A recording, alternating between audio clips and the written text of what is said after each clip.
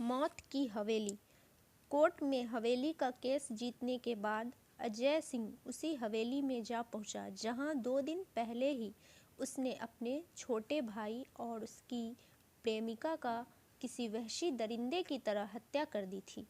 और उसी हवेली के एक कोने में उसने दोनों प्रेमियों को दफना दिया था। अब कोई हिस्सेदार न होने के कारण सारी जायदाद अजय ने अकेले ही निगल ली थी।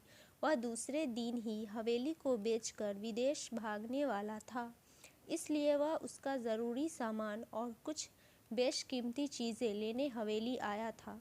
वहाँ पर कदम रखने के बाद सबसे पहले अजय बिजली चालू करने तहखाने गया। वहाँ घुप अंधेरा था, इसलिए मोबाइल का टॉर्च चालू करके उसने बिजली का मेन स्विच ढूंढ लिया और बिजली का कनेक्शन चालू करने लगा। तभी अचानक से उसे अपने पीछे किसी की गहरी सांस लेने की आवाज़ें आने लगी और वहाँ पर किसी और के होने का भी एहसास होने लगा।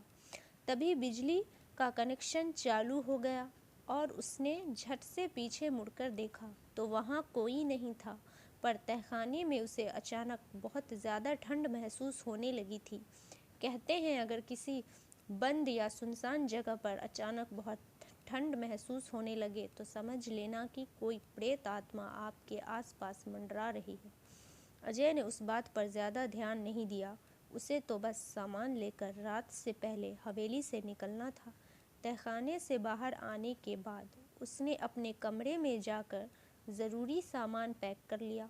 उसके बाद उसे अपनी पेंटिंग्स की याद आई। उसने अपने हाथ से कत्ल किए हुए सभी लोगों की तस्वीरें बनाई थी और उन्हें हवेली के एक गुप्त कमरे में सजाई थी। वह उस गुप्त कमरे में दाखिल हुआ और कौन सी तस्वीर अभी साथ में ले जाऊं, ये सोचने लगा। वह तस्वीरें देख ही रहा था कि उस गुप्त कमरे में की रगों में बहता खून मानो जमसा गया। अजय अब दरवाजे की ओर भागने लगा।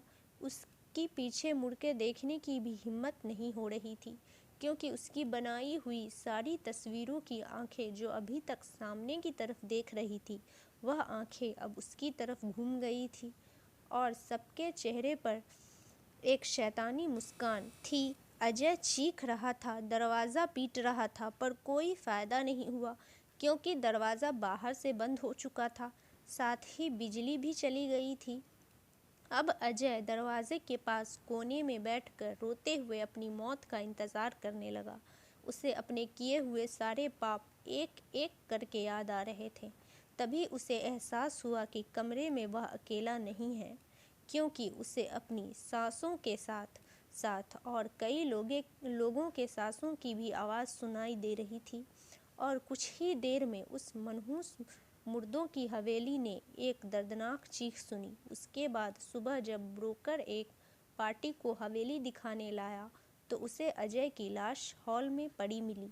उसकी आंखें खुली थी और चेहरा इतना डरा हुआ था कि मानो उसे किसी ने दर्दनाक तरीके से मौत दी हो।